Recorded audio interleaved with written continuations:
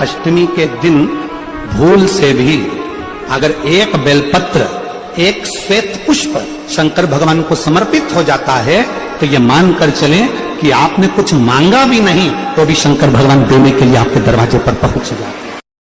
किसी भी अष्टमी तिथि को 12 महीने में शुक्ल पक्ष कृष्ण पक्ष की अष्टमी तिथि पड़ती है।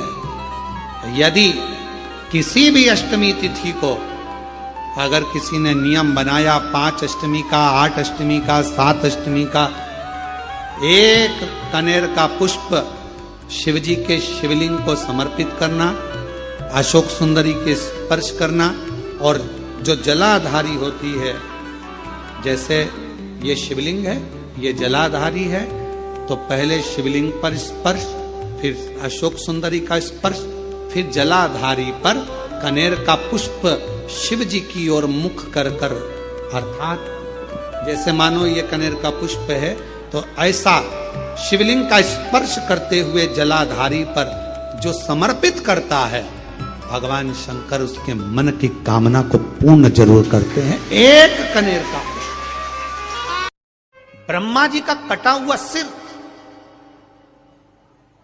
जिसको भगवान शंकर ने बड़ का पेड़ बना दिया था, बट वृक्ष बना दिया था, वो कटा हुआ सिर का थोड़ा सा भाग कपाल शिवजी के हाथ में आकर चिपक गया। अब वो कपाल नंदी को नहीं दिख रहा है, वो कपाल नंदी को नहीं दिखा, वो कपाल मां पार्वती को नजर नहीं आया, वो कपाल गणेश जी को नहीं दिखा, वो कपाल कार्तिकेय जी को नहीं दिखा, पर कपाल शिव जी के हाथ में था। तब शंकर भगवान मौन चुप रहना प्रारंभ करा, एकदम मौन रहने लगे। अपने घर के बेटा, बहू, सास, ससुर, परिवार का व्यक्ति एकदम मौन रहना चालू कर दे तो समझ लेना कि कोई चिंता का विषय है। क्या बात है, उस सिरे तक हमको जाना चाहिए। क्या करा जाए? अब चिंता लगी थी माता पार्वती को, तो पार्वती जी ने नंदी से कहा कि महादेव आजकल चुप रहते हैं, बोलते नहीं, उनके मुख से शब्द नहीं निकलता। जो महादेव बात बात में डमरू का नाद करते हैं, जो महादेव नित्य प्रति आनंद के विषय को सुनाते रहते हैं, दुनिया का सबसे पहला कथाकार, दुनिया का सबसे पहला वक्ता और दुनिया का सबसे पहला कथा सुनाने वाला अगर कोई है तो वो देव अधिदेव महादेव हैं। और महादेव इतने बड़े वक्ता होने के बाद अगर चुप हो गए तो क्या कारण? कारण क्या? पता तो करें हम, कारण क्या है?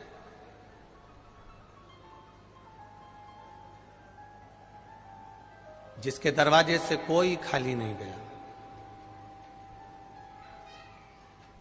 आज वो चुप होकर बैठा है तो जरूर कोई बात हो। कारण क्या है? पता करा जाए जरा। करा पता? नंदी ने पता कर लिया, और नंदी ने पता कर कर माता पार्वती जी से कह दिया कि शिव जी को ब्रह्मा जी का जो सिर कटा था, उसका जो कपाल है वो शंकर भगवान के हाथ पर चिपका हुआ है, पर वो नजर नहीं आता, वो दिखता नहीं है।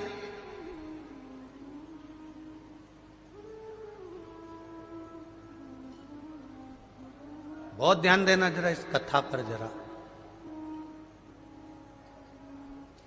पुण्य करा आपने, एक ब्राह्मण को भोजन कराया, कन्या का विवाह करा, लड़की का विवाह करा, किसी प्यासे को पानी पिलाया, किसी भूखे को भोजन कराया, उसका गुणगान दूसरा कोई नहीं करेगा, तुम अपने मुंह से कर दोगे कि मैंने ये करा। पर कभी तुमने विचार करा कि दिन भर में तुमने कितनों को बेवकूफ बनाया, कितना झूठ बोला, कितना कपट करा, कितनी बेईमानी करी, कितना प्रपंच करा। शिव जी के हाथ में वो कपाल चिपका हुआ है।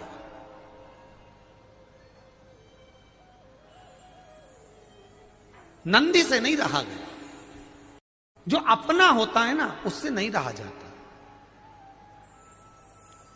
अपने से नहीं रहा जाता, नंदी से नहीं रहा गया। और जब नंदी से नहीं रहा गया तब नंदी शिव जी के पास में आकर बैठ गया। एक लोटा जल आज नंदी ने देवाधिदेव महादेव के चरणार बिंदु को समर्पित किया, भगवान शिव के चरणों को समर्पित करा। शिव जी जान गए नंदी कुछ पूछना चाहता। शिव जी ने पूछ लिया, नंदी, ए नंदी, क्या बात है? आज तू मेरे चरणों में जल चढ़ाकर बैठा है। आपको एक कथा में कहा था, सुन पार्वती, अगर कोई भूलवश भी मुझ पर जल चढ़ाना भूल जाए और तेरे हस्त कमल पर जल चढ़ा कर जाए तो पार्वती जितना फल मैं प्रदान करूं उससे दुगना फल तुझे प्रदान करना है। यह शिव कह रहा है। और इसका प्रमाण कहां पर मिलता है? इसका प्रमाण मिलता है महाभारत में, इसका प्रमाण मिलता है श्रीमद् भागवत कथा में। भीम, दुर्योधन और जरासंध तीनों ने तप करा। तीनों बैठे हैं अलग अलग शंकर भगवान का भजन करने के लिए, और तीनों शिव जी का भजन कर रहे हैं, तीनों शंकर भगवान का गुणगान कर रहे हैं, तीनों शिव जी का तप कर रहे हैं। और तप करते करते करते करते करते करते भीम को लग गई भूख, चले गया भोजन करने। जैसे भोजन करने गया तो कुछ खाने का तो मिला नहीं, केले के पेड़ पे से केला लिया या छील छील के खाकर फेंक दिया, बैठ गया। इतने में देवाधिदेव महादेव प्रकट हो गए, और महादेव प्रकट होकर तुरंत मेरे शंकर भगवान ने प्रसन्न होकर प्रकट होकर दुर्योधन और जरासंध को देखा और दोनों से पूछा, तुम्हें क्या चाहिए मांगो। दुर्योधन और जरासंध ने कहा, हमको 100 हाथियों का बल दे दो। शंकर भगवान ने कहा, 100 हाथियों का बल? तथास्तु। शंकर भगवान ने तथास्तु तो कह दिया। भीम बैठकर केला खा रहे थे और जरासंध और दुर्योधन जाते जाते हंस दिए। बताओ, इस खबड्डे को देखो, हप्सी को देखो, खाने के चक्कर में इसको आशीर्वाद नहीं मिला और हमको 100 हाथियों का बल मिल गया। किसी पर मत हंसना। दुर्योधन और जरासंध भीम पर हंसे थे, और दुर्योधन और जरासंध भीम पर हंस दिए। भीम का मुंह उतर गया, चेहरा उतर गया, केला छोड़ा, भीम तप करने चले गया। तप करने गया तो भीम जान गया कि मैं अब तप करूंगा तो महादेव का नहीं करूंगा, पार्वती जी का करूंगा। अभी आपको कथा में कहा था कि केवल जलाधारी भी अगर आप स्पर्श कर कर बेलपत्री आदि कादिक जो निर्माल्य पड़ा हुआ है उसको उठाकर, बहुत बड़ा दोष है एक, शायद आपने भी जिंदगी में कभी करा होगा, अब कर दिया हो, अब मत करना। कौन सा दोष? जैसे ये शिवलिंग, ये जलाधारी, ये मट्टी का दिया जलता हुआ, लोग भगवान को दिखा के, जो ये जलाधारी होती है ना, इसकी जो किनोर होती है ना, कई लोग उस दिए को इस किनोर पे रख देते हैं। कई लोग नारियल को, श्रीफल को इस हस्त कमल पे जहां शिवलिंग रखा हुआ है यहां रख देते हैं। ये दोष है। कर भगवान की जलाधारी शिवलिंग इसके ठीक सामने नीचे जमीन पर रखना, उसका फल ये होता है कि तुमने जो पशुपति व्रत करा, शंकर भगवान ने उसको स्वीकार कर लिया और वर प्रदान कर दिया। और लगा दी झाड़ू। देवराज ब्राह्मण चोरी का धन लेकर शंकर जी के मंदिर में बैठा था।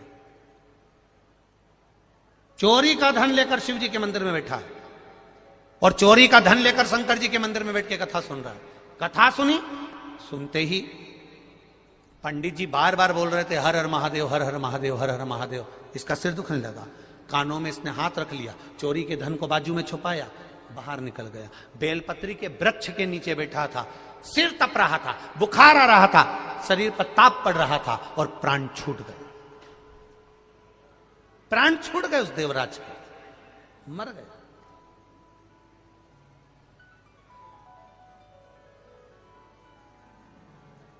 और जब देवराज ब्राह्मण के प्राण छूटे, लेने के लिए देव अधिदेव महादेव उसको आए, महादेव लेने आए तो इसको चिंता लगी, ये तो कभी हो ही नहीं सकता कि मेरे को महादेव लेने आ जाए। क्यों?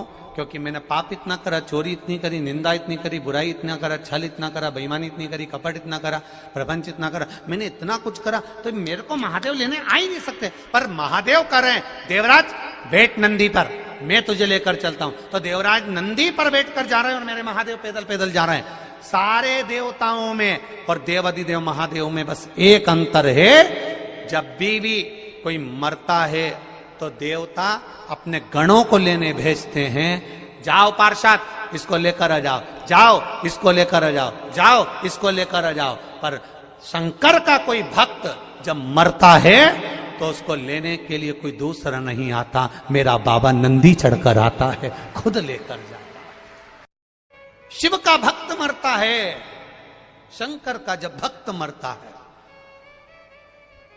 नीचे लोग भले रोते हों पर ऊपर 33 कोटि देवी देवता नगाड़े बजाते हैं कि शंकर का भक्त आ रहा है, जिसका दूसरी बार जन्म नहीं होता। आप लोगों को शायद मालूम होगा, काशी में एक घर ऐसा बना हुआ है जिस घर में लोग मरने के लिए जाते हैं। पढ़ा है कभी कि नहीं पढ़ा? किस किस ने पढ़ा? जरा हाथ उठाओ। पढ़ा है ना आप लोगों ने? काशी में एक घर ऐसा बना हुआ है जहां पर एक कमरा किराए का मिलता है, वहां रहो, अंतिम अवस्था में भजन करो, कीर्तन करो। 2 महीना या 1.5 महीना ऐसा कुछ उसका क्रम रहता है। उतने महीने में तुम मर गए तो ठीक, नहीं तो वो आपको अपने घर वापिस भेज देते। जो मर गया, क्यों मरने के लिए लोग जाते हैं? क्योंकि शंकर का जब भक्त मरता है, शिव का उपासक मरता है, शंकर का गुणगान करने वाला मरता है, शिव के धाम में जब किसी के प्राण छूटते हैं तो संसार के लोग भले रोते हों पर देवता पुष्पों की वर्षा करते हैं, नगाड़े बजाते हैं, दुमदुबिया बजाते हैं कि शिव का भक्त आया है, इसका दूसरी बार जन्म नहीं होगा। अब ये चला। अब गया में जो शिवलिंग होता है, उस शिवलिंग के ऊपर जलाधारी होती है, बोला था। पर घर के अंदर जो शिवलिंग होता है उसमें जलाधारी की जरूरत नहीं पड़ती। तो किसी ने प्रश्न किया, गुरुजी ये बताओ कि मंदिर में जलाधारी लग जाती है शंकर जी के ऊपर, फिर घर के अंदर जलाधारी क्यों नहीं महत्व रखती? तो हमारा कहना है, तुम लगाओ ना लगाओ तुम्हारी मर्जी, लगाओ तो भी ठीक, ना लगाओ तो भी ठीक। पर शिव जी के ऊपर घर में जलाधारी की जरूरत इसलिए नहीं होती क्योंकि हम रोज प्रतिदिन अपने दिल का भाव शिव जी से कहते हैं। मंदिर में जो शिवलिंग होता है वो स्थायी होता है, घर में जो शिवलिंग होता है वो चलित होता है। उठाया, थाली में रखा, निला दिया, वापिस रख दिया। मंदिर में जलाधारी का होना जरूरी है और तुम्हारे घर में चलित शिवलिंग है, नर्मदेश्वर है, पारत का शिवलिंग है, स्फटिक का शिवलिंग है, मार्बल का शिवलिंग है, पीतल का है, कोई तांबे का है, किसी के यहाँ जो शिवलिंग हो, छोटा सा बड़ा सा जैसा भी हो, उसमें जलाधारी की जरूरत नहीं पड़ती है। एक पत्र और आया है बड़ा, आपके ऊपर आप क्या मान रहे हो? शंकर जी के हाथ में कपाल चिपका, नंदी समझ गया कि शिव जी मौन क्यों है, कह दिया बाबा अगर किसी जीव का शरीर एक बार गोदावरी के घाट पर पहुंच जाता है और गोदावरी का मात्र जल का छींटा उस शरीर पर पड़ जाता है तो कपाल किसी का भी हो या कितनी भी ब्रह्महत्या लगी हो, वो ब्रह्महत्या से छूट जाता है। शिव जी ने कहा गोदावरी? हाँ। शंकर भगवान ने पूछा ये गोदावरी कौन है? तब नंदी ने गोदावरी की कथा कहना प्रारंभ करी। वो गोदावरी जिस गोदावरी ने महादेव आपके लिए निरंतर तप करा, साधना करी, आराधना करी, गंगा, यमुना, सरस्वती, नर्मदा, जितनी भी पवित्र नदियां हैं वो सारी पवित्र नदियां गोदावरी को देखकर तप करना चालू करती हैं। वो गोदावरी कोई साधारण नहीं है। उस नंदी से पूछ रहा हूं, नंदी कह रहा है एक बार गोदावरी के तट पर चलना चाहिए। तो मैं कहां जाकर बैठूंगा? नंदी ने कहा वो मैं बता दूंगा महादेव, आप चलो तो सही। नंदी ने छोटे से बछड़े का रूप लिया, बछड़े का रूप लेकर महादेव को लेकर नंदी चल पड़ा। चलते चलते जैसे जैसे गोदावरी के करीब में आया, नासिक की धरा पर पहुंचा, पंचवटी पर पहुंचा, और पहुंचते से गोदावरी के सामने शंकर भगवान को बिठाकर नंदी ओझल हो गया। नंदी गया, जैसे ही नंदी गया वैसे ही शंकर भगवान के हाथ में से कपाल नीचे गिर गया और भगवान शिव का नाम कपालेश्वर महादेव पड़ गया। तो हमारे लिए मार्ग सुलभ हो जाता है। जब हमें कहीं झूठ बोलना होता है, प्रपंच करना होता है,